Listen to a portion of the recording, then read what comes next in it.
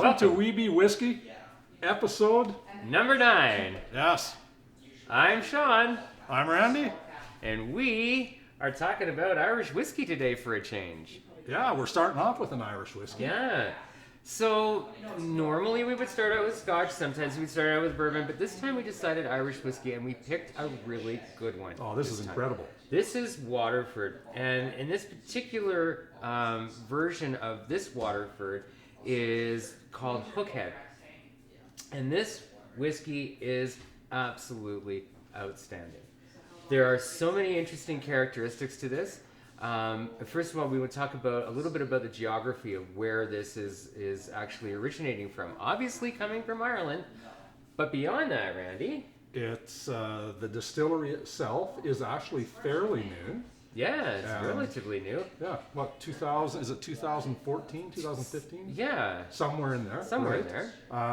And it is just 10 miles off of the coast, the south coast of Ireland. Exactly. Yeah. So with that said, all of the grain that was grown for this particular bottle, all heavily influenced by sea storms and the natural soil composition in that particular area, largely made up of sea silt. So very interesting. And that, I guess we should back up just a little bit, and that is kind of a defining characteristic of Waterford distilleries, right? They brought this concept from vineyards, Yes. from winemaking, of terroir. Terroir. And I apologize to anybody that can actually speak French. Yeah, but that whole We have concept. bastardized the word. Yeah.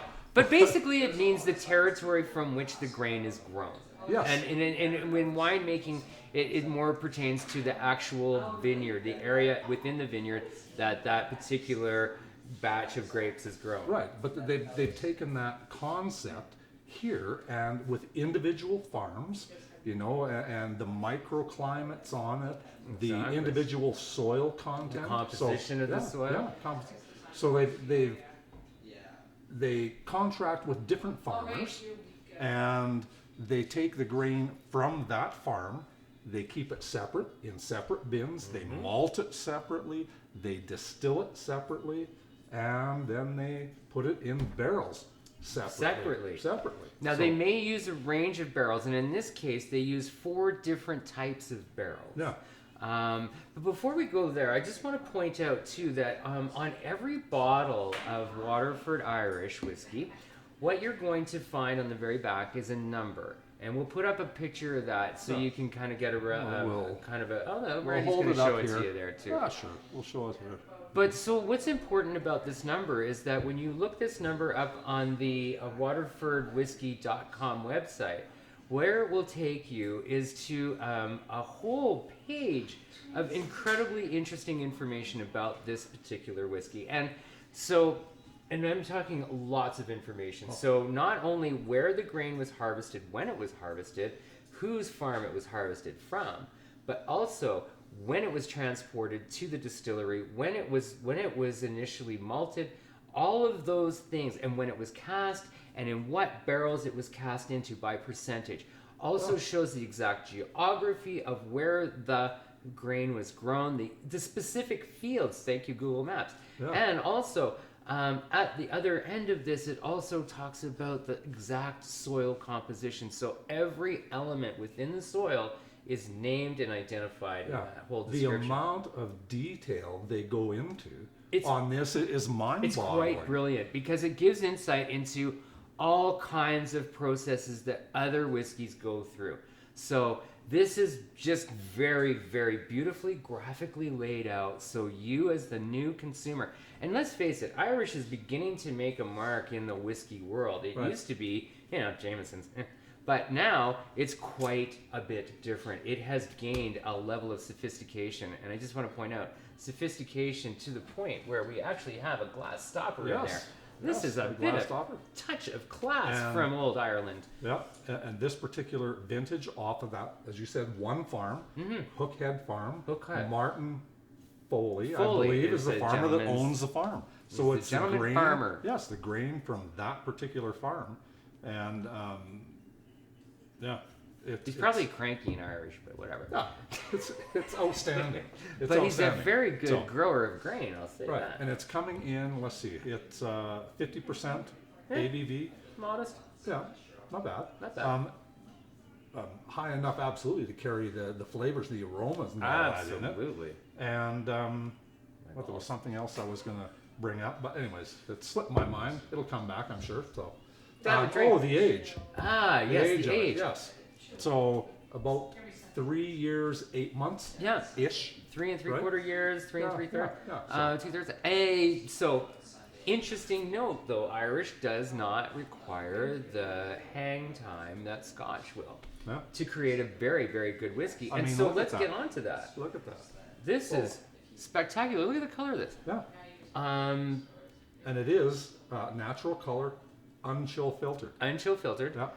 And I should point out, but even though there is no caramel, the notes bring caramel directly to the mind, but salted caramel. So this is something. And look at the legs on this. Yes. Look at the legs. This just an oily long. Yeah. Yeah. It's fascinating. It is fascinating. Oh God, I could look at that. Oh, I could look at Nancy through this all day long. But when we go to the nose, I mean, it's a very complex nose. Oh, huge. And so this is another thing about Irish, by the way, people. Everybody needs to understand this. Irish whiskey. Never really been that complex. Right? Yeah. Not a complex drink whatsoever. Drink it at the end of the night, because this is what's going to push you over the edge. But no. Wait. Apply the brakes with haste, because this is not a finish. This is a beginning. Yes. This is a whole different concept for Irish whiskey. Caramel. I get that sea saltiness salted caramel right away. Lots of spice too. Let a little bit of spiciness in there. That citrus comes through. And as they describe, a little bit of foliage in this too. I, so I've heard the description barnyard, but I prefer more of that sort of musky forest foliage. Yeah, I can get and just the in the whole back green of it, foliage thing that they've described. Yeah, I can actually, and just in the back of it. Now maybe this is a bit of the Irish in me, but I salted popcorn. Salted popcorn. It reminds me of a movie theater in Ireland where well, anyway. So Irish and popcorn. That's a whole different. Irish and that's a popcorn whole different kind of video, right? Yeah. But it's. Did we mention that this distillery, by the way, is actually located on the grounds of a former Guinness distillery? Oh yes, yeah, and that the brewery. Yes, brewery. Distillery on my mind. It was a brewery since the late 1700s. Right. So and I forget the exact year. You said 1799. 1790 something. But we're not going to hold you to that. Okay. So you can Google it as well as I can. So, but that brewery was there for a long time, and then they decided to up the game. Yeah. The founder, I don't remember his name. Don't remember his name. Yeah. But what's interesting about this gentleman, however, is he is very closely associated to the Scotch world. Yes. And we're going to talk about one of his Scotches in the next segment. But before we get there, I just want to point out how versatile the distillers are in this world, and that they can transition so nicely from a Scotch process that takes decades of times to actually acquire a good bottle. This taking much less time, and yet the results are outstanding. Well, let's see the results. Let's give it a go. This is my first taste. I'm sorry, I climbed into it earlier, so.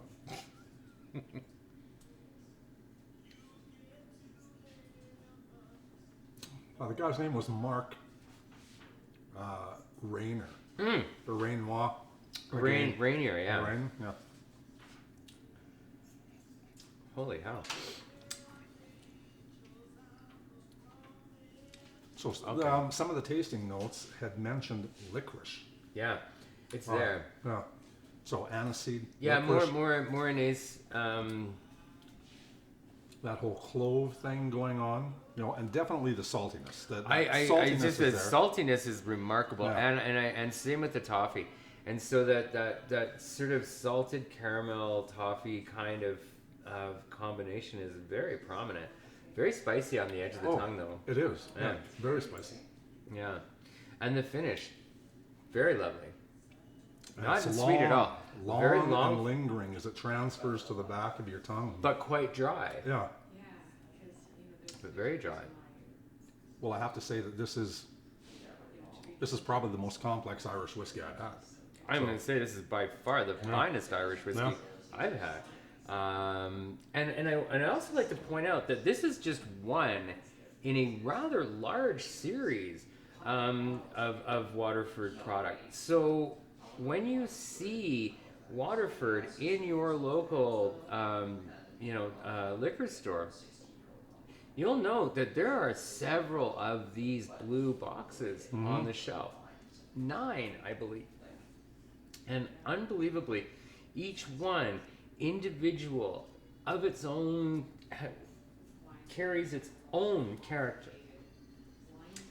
The last one, now I went to my favorite liquor store, Willow Park Wines, and I actually, that's not paid by the way, and I went there and I tried 4 of these. The last one I tried was the only blended one that they do, and the name of that escapes me, but we'll do that on, we'll cover that on another show. I intend to acquire the entire set of these. I'm a set kind of guy, right? I like the whole set. Yeah. So anyway, let's move on. Yeah. This and the price point on it is price actually point pretty sub good. 100. Yeah. Sub 100. So sub that's, 100. Slightly over, well, just about $90 thereabouts. Yeah. Right Within in there, $1 or so. two. That's Canadian dollars, by the way. Yeah. So Yeah. $1.50 everywhere else. Man. And it's it's the casks again. You talked about the casks, but they use 4 different casks. yeah. So first one, American oak. Right. And second is an unused, a natural American oak. So effectively a first fill. Then there are 2 wine casks. One, they use more of this particular cask. It's a dark red wine, and then the final or the last cask are an extra sweet wine. So as they go through the process, they eventually marry all of these casks together, Right. and that's what gives this its very, very distinctive character. Yeah. No, absolutely. But the unique thing as well, and we've already said it, is that the malt that was used for this glass is from a single farm. A single farm. Yeah. And when they do these individual casks, I have to say they take great pains to ensure that there is no trace or residue from the previous cask or the previous distillation. Yeah. So everything starts out 100% fresh, clean, sanitized. Well, Waterford has nailed it. They 100%. Like, this is This is superb. fantastic. And since we are going to score it, I think it's scored pretty high. I'm looking at like 88, 89. I was gonna say I'm at 89 Yeah. to 90. Like, this is just phenomenal. But there's one thing that we haven't done yet, Randy, and this is contentious among Irish whiskey drinkers. But the science doesn't lie. Okay, and we're gonna say this: The evil water. water. Okay. Add a drop of water. Let's just see what happens to this. I think it's going to be quite remarkable. Okay. Just a few drops in there. As we say, the science never lies. So And let's think see. of COVID. Science doesn't lie. Now there we are. So surface tension broken. Yeah. And what do we find? Certainly different legs. Yeah. More of them. Less oily. wider nose. Definitely. What was there in the beginning is amplified in the next. Are you convinced, Randy? No, I'm not convinced. Not convinced. I'm not convinced that it's done it any justice at all. Really? Yeah. Are we in a disagreement? Huh. Yeah. All right. Bike racks 420, buddy. I think it's We're gonna duke it out. I think it's diminished the nose on it. What? I think it's altered the nose. Yes, I agree. It may have diminished the nose somewhat, but however, I don't think it's actually. I won't say it's improved it. I won't say that it's. I would say it's changed it. Diminished is probably the wrong. I think it's the wrong one. Okay. But I think it's changed it. It's softened it. Yes, it softened it. It's I more don't like get the citrus out of it as much anymore. I agree with that. I feel like it's more like it's gone from an oil painting to one of those velvet paintings. Dogs smoking cigars.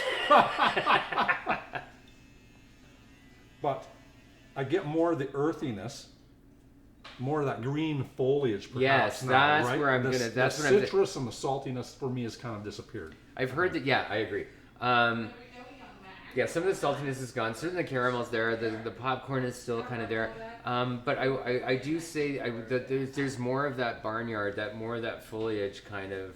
Yeah. Mm-hmm. Yeah.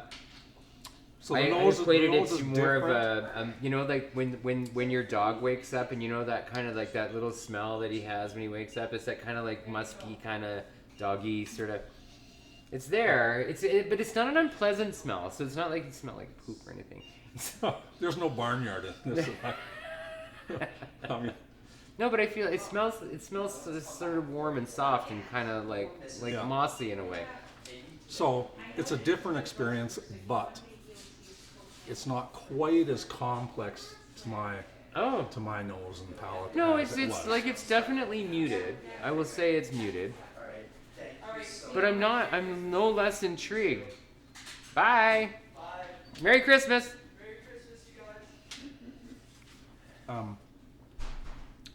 Yeah. For me, no water. Okay, I well think- let's give it a think taste that- and see what we got. Because Oh, I've already been have you tasting tasted it? Yeah, Oh, yeah, I've just been sipping smelling it. yeah. I've only been sniffing. You're rambling away there about the nose. I was trying it out, so.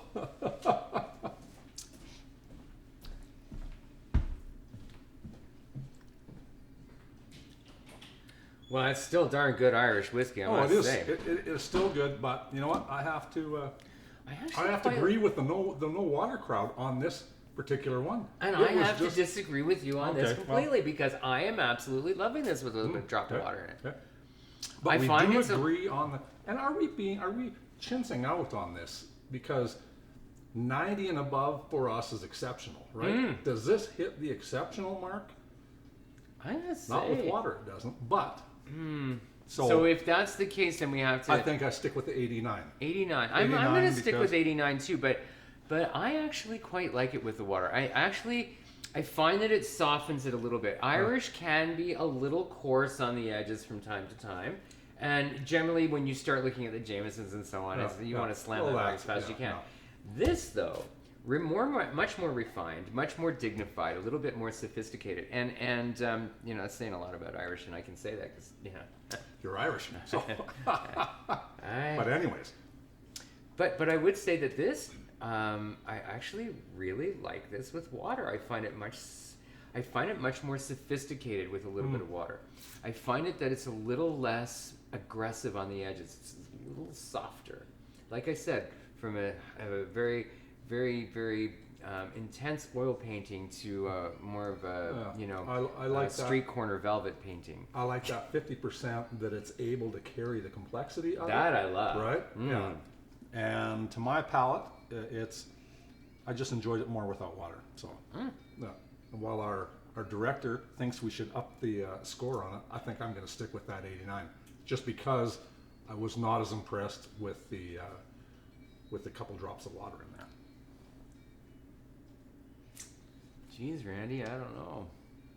I really like that with a drop of water in it. Oh well, I we'll think- agree I to think- disagree on it. Okay, so I'll tell you what. I'm more inclined to give it a 90. So let's split the difference and give it an 89.5. 89.5. Okay, we'll go with that. There And we go. that's the last word on this. 89.5. And if you're, I was going to say if you're an Irish whiskey fan, if you're a whiskey fan, period, go out and try this. If you're an Irish whiskey fan, run. Yeah. Don't walk to your liquor store and get this And because find- it's extremely good Yeah, for an it Irish. is. Yeah. And we'll be back after this message. This brief message from our host, Yeah, you bet. our sponsor.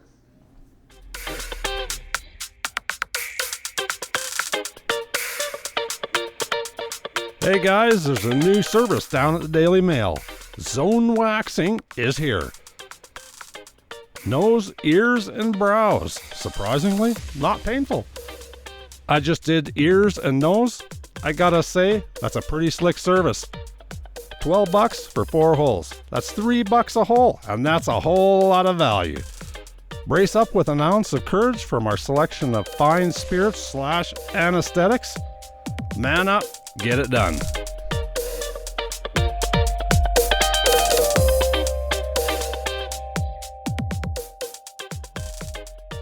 Absolutely. And we are back. Shot before live audience. Okay, Well, we're- welcome. Yeah, we're back. That's right. Oh, Sean, you got to get rid of your notes. okay. Oh, sorry. No. Yeah, no notes. Okay, because we're yeah, no. Anyways, so we're back, and we've got a nice Scotch to talk hell about. yeah, we do. So I want to first of all say that we're putting in a non-paid-for plug for Willow Park Wines in Calgary, Alberta. Once again, Second time. Yeah. But this is a Bruichladdich. This is what we're talking about today, and this particular one is made exclusively for Willow Park Wines. yes, exclusively. It is cask number 2484. And it's bottle number 13. Uh-oh. This is bottle number 13. See, if we'd told Sean that earlier, he wouldn't have opened it. I wouldn't have. I would have kept it. I would have said, no, we're not opening. Bring out the Yes, cheap yes. shit. Let's have something else. Yeah, but it's an 11-year-old, distilled in 2009. Its ABV is 63.5. This So- is not high test. This is rocket fuel. Yeah, so it is, yeah. But I mean, the detail on here is it's going to that whole terroir thing from our Waterford one, right? Who I might Because- point out that Mr. Rainier, who actually started Waterford, Right? is also the master distiller at Bruichladdich. Yes. So this bottle tells us that, well, the strength, 11 years, tells us the date it was distilled. It tells us that the barley type, Appaloosa barley type, tells us the cask that it was held in, Ribera del Duero. So, and that's a region. That's a northern Spanish region Yeah. for wine. It tells us that it was a second fill. So it was previously filled. So second fill. And this wine, by the way, from Spain, most of the wines in that general region tend to be more of the fortified, like ports and sherries and so on. And that's going to come out later on when we talk about the taste of this. Yeah, but what it doesn't tell us on here is that it's natural color and non-chill filter. But when we go to the website and have a look at it, it's prominent. There's no added color to this, and it's non-chill filter. Non-chill So they just didn't put it on the bottle. Oh, I see. But- Oh, okay. Yeah. I'm gonna, But I want to go back to the terroir thing because this is very, very important. Okay. This is something that seems to be fairly new and emerging in the industry, and I think it translates very well. As we just saw earlier in the Waterford, Oh, yes. like, hot towel here. so coming from the wine industry, this whole concept of one field, one product, one bottle, it's an end-to-end solution with a very narrow scope. And I think that's what we need to understand Yeah. here, that this is what is going to becoming one of the defining characteristics of many of the new whiskeys that are coming on, becoming available to the consumer Yeah, and Mark started it with Bruichladdich, and he's refined it with Waterford. with Waterford. Yeah. So, incidentally, so using this new idea of terroir for an individual field of grain, this changes here at Bruichladdich because they will continue to use the older, more the antique traditional machinery equipment, that has been used for decades, centuries even, to create fine Scotch. That's where Waterford and Scotches, Irish and Scotch tend to diverge. Right. Right. Because it's relatively young. This is relatively. And This is yet only it's 3 superb. years. Yes. Whereas this is we're looking at 11 years. 11 years. 11 years for this, right? But So, but let's look at again. Let's refer back to the ABV here because this is 65.5%. 63.5. 63.5. Yeah. Sorry. You had too much Waterford. Too much. But and again, it's a single Wow. malt, right? Yeah. But It's a- the it's a- nose on this, wow. Yes. And we need to because it's an Isla. Yes. Malt. Usually, an Isla malt is It'd be terribly peated. Yeah. This is an unpeated. Now, Unpeated. Bruichladdich has some heavily peated Wicked stuff. peaty. Yeah, but this one is unpeated. This is a sidebar. Have you ever had balls in your face? Yeah. Balls in my face. Yeah. All right. All right. Oh, and this is the Christmas edition, right? It is. So Christmas balls in your face. Yeah. All right. Oh yeah, and my Oh yeah, and we forgot to mention Randy's cardigan because he's sophisticated. It's not a sweater; it's an ugly cardigan. yeah. But it's from the Oh, it's from Phillips. Phillips Phillips Brewery. Brewing. Yeah. Phillips Brewing on the island. And- Guys, I'll be out there next week. This is another unpaid. Unpaid plug for one of my favorite breweries. When did we hear the checks in the mail? Yeah. That's what they all say. But yes, the nose on this is Phenomenal. Yeah, it's very complex.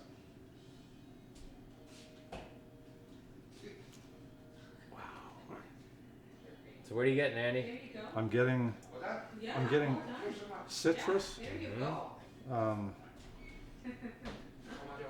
a wee bit of saltiness on it, but not much.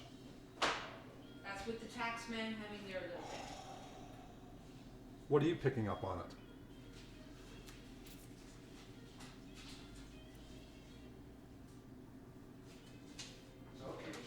Oh, thank you very, very much. Thank you.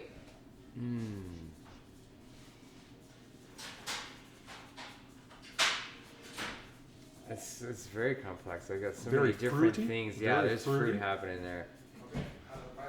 Beautiful. Work. But yeah, so I mean the candied fruit, a little bit of Candied woodiness on candied it. citrus. Yeah, candied citrus.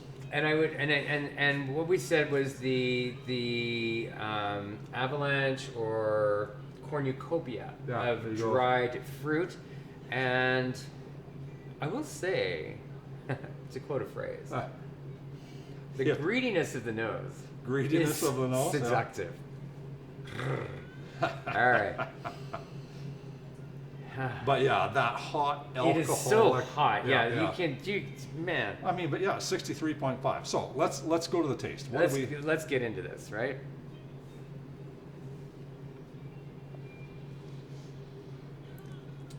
Oh, it is on the taste buds. I get it starts off as being mellow, lots of that dried fruit, and as it develops, it just starts that alcohol burn on the back of my Hannah. tongue, right? Man. It is. Yeah. But there was lots of flavors in there, starting mellow and then just. Oh yeah. Now, I would say because of its robust flavor that this would be a stage 3 Scotch. So this would be the third in a tasting, just given that. However, the thing that bumps it up to the front is the alcohol content. And so, in my opinion, I would be looking at this as going, wow, this is something I want to try first off, in a way. But to let everybody know that we had poured this beforehand. Yes. It's been sitting in the glass For about half an hour. Oh, more than that. More like an hour and a half. I know, not quite that long, but yeah. I mean, we take a while to do this, but Yeah, these shows are a labor of love, and they do take Yeah. time. Man, Yeah. many takes.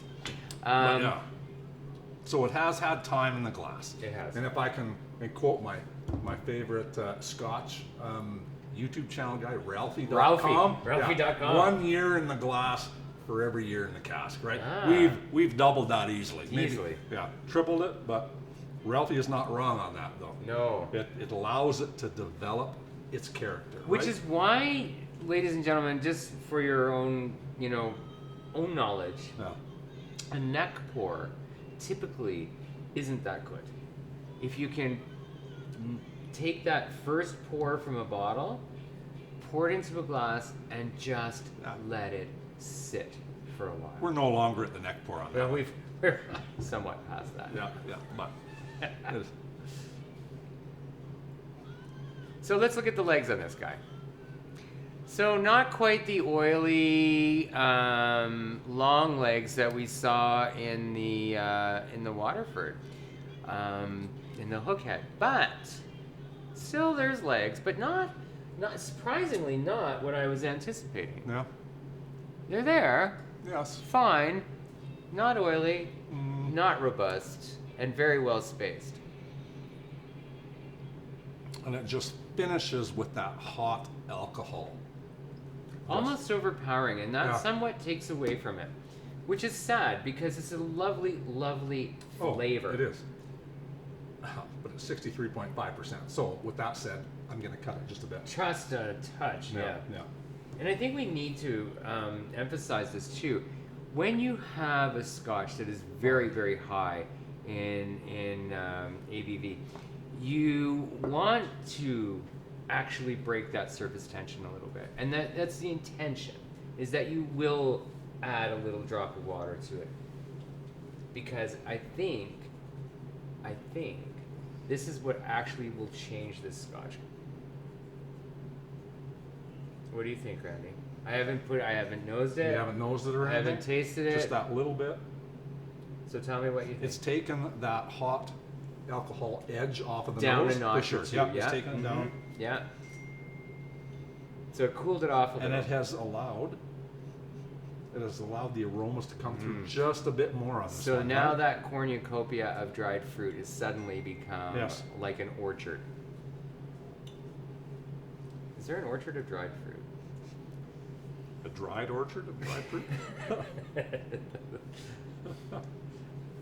An arid orchard. Yeah, but it allows you to try and identify a little easier some of the Yeah, aromas in there. you can actually, yeah. So adding a little Yeah. bit of water actually helps to segment this a little bit, which I like. No, I still can't identify what types of dried fruit. You know, Oh, no, it's- whether But you can pretty much count on the fact that there's going to be some apricots in there. There's going to be a little bit of dried plum, maybe a little bit of dried pear. Yeah. Okay, we're gonna see what it tastes like on the palate. So. Indeed.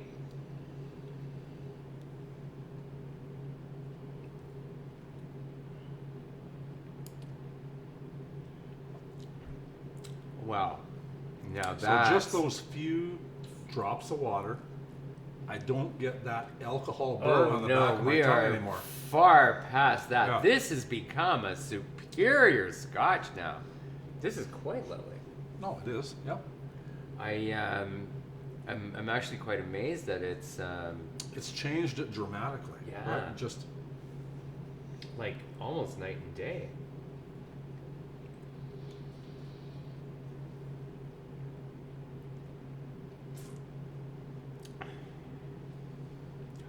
Wow. So where this Scotch was, I'm not going to say intimidating, but it was leaning toward being a little intimidating, unadulterated. mm-hmm. Adding a couple of drops of water have moved this into a different strata.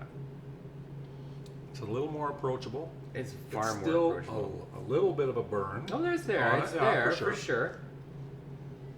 But yeah, But this is one of those ones where I will have to say that water has changed this dramatically. It has opened it up to a point where now that intimidating glass, that intimidating dram, has become very Moorish. Yes. It hasn't diminished it No. at all. No, it's actually made it opened much up more a bit. attractive. Yeah. It's as if she went in for a makeover, and now she's hot, but not hot in the same way as it was. Yeah. No, I enjoyed it at full strength. Right, the nose and that. Well, it's very challenging. Yes, at that it point. is, and I think it is very Moorish. You'd have to spend some time with it in order to. I honestly think this is so, you can spend a lot of time in the seduction phase of a relationship with Scotch, but I think this one, you need to really, really find yourself deeply embedded in this, because it's going to take some time to really truly appreciate this. But I will also say that there are a lot of things that make this Scotch stand out, and I hate to say it, but one of the things is price.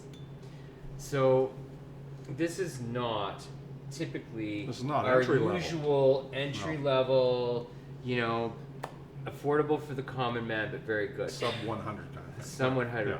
Yeah. This is very much sub 200, but not very much sub 200. It is just under the 200. just under the $200 mark. And hence that whole single cask idea. Part of it, cask. though, I think maybe due to the exclusivity to Willow Park Wines. Could be, yeah.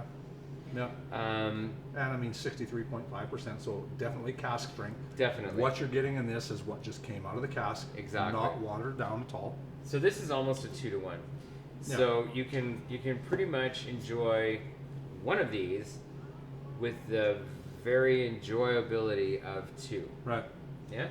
So what do you think about scoring on this? Where does it line up? I don't believe it hits the Waterford level. I think just because of its very high alcohol content, I think that almost detracts from it a little bit. I actually think that it loses points for being just that strong. Because let's face it, if we were having this as a part of a Scotch tasting, right, I think you would find that people would be very unable to continue into a deeper level of this. This is a sort of a soup to nuts kind of Scotch. This is one you start and finish with. So from that perspective, I believe that it does take points away. So my inclination is to actually score this at a 87.5 to 88. I was thinking 87 myself. So, but there is that kick factor. No, there is the kick factor on it, and which while I don't, and it takes time to. It takes time to grow accustomed to it and to kind of parse the nuances in it a bit, right? So this is the first time that I've tasted it and nosed it, and okay, I would go 87.5 with you. Yeah, okay. I think so. What I'm going to say about this too, like, and I'm going to put this in the equation of and I hope not to be sexist, but if this is a gorgeous woman. Oh, yes. This is an eclectic woman that takes time to really understand and appreciate. And I think that's the key takeaway from this, is that because Scotch is so incredibly complex, this particular one is very, very complex. Yes. Not in the sense that it has a lot of fruitiness or a lot of other individual segmented flavors, but because of its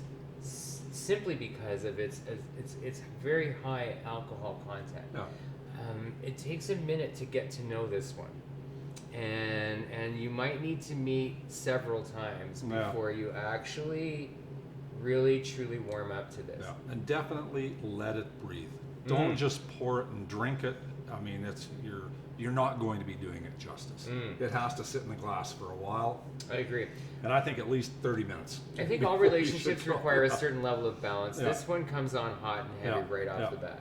Yeah. And like she wants you, but at the end of the day, I think once tempered, right? Yeah. Once mellowed, Mm-hmm. a little less aggressive, a little more inviting. Yeah.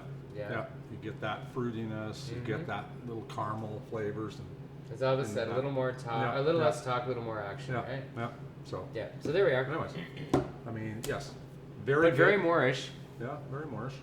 And if I compare the two of them, this one and that one, I prefer that one. I prefer do. the Irish Whisky. It's hard to. It's actually very hard to say that, but I agree with you, Huh? Randy. I Yeah. do. I think Yeah. that this is just in a different class. Yes, and if I'm looking at it as a consumer that's looking for value, like the experience for value, that is a much better Far value. better value. Oh, yeah. And I'm shocked to say, and I'm really hard pressed to say this, that this Irish is standing almost head and shoulders above this exceptionally good Scotch. Well, we scored it higher than this. We did. So yes. Yeah. So it's yeah.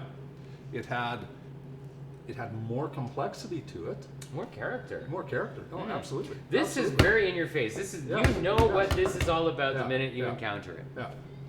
But you know what? I look forward to trying out some of the peated versions of this. right? Absolutely. Yeah. Well, I will say that last year, prior to our starting these lovely shows, we did have another Bruichladdich that was sherry casked, and my God, it was fantastic. It didn't have the ABV that this does. However, beautifully peated, but with that nice sweet sherry in the Yeah, background. yeah, Man, yeah. wow, that was fantastic. Unfortunately, it's gone and gone for good. Right. No, actually, not for good. It's gone. Not for good. It's sad to lose this one, but this is quite different, and I would say it's very nice. But Yeah. Yeah. but just wow, I never imagined in my life that I would hear an Irish or come across and encounter an Irish that trumped a Scotch. Yeah. In this There case, we are. I think it really does. I think it really Honestly, does. it does. And just a note from our last program, we were talking about Madeira. Yes. And how we were going to try some Madeira on our palate to try and identify that particular note in some Scotch. So we're going to be looking for a Madeira cask Scotch. right? And we did try Madeira. We did a and it was- straight Madeira wine, and it was really good. I wish we could have captured that on this, but it would have been pretty Yeah. ugly. Yeah. So things went awry. It was But yeah, for another show. Another But for show. this show, we've had two very good experiences. Very good The Waterford, experiences. in my opinion, was just a little bit better. But this was an experience nonetheless, that 63.5%, and with a little more relationship building with it, you could pull the nuances out of it. yeah. This is not a bit. one date kind of. Yeah, you need to experience this several times in order to truly appreciate all the nuances in this, Yeah, because you have to get past the high alcohol content. yeah, for sure. Yeah. So and I think with that, we're going to wrap this up. Thank you for watching. We appreciate it. Hit the like button if you like what we're doing, and subscribe to our channel. Exactly. Like us, subscribe, and come on back to the Scuttlebutt Lodge next time. Yeah. All right.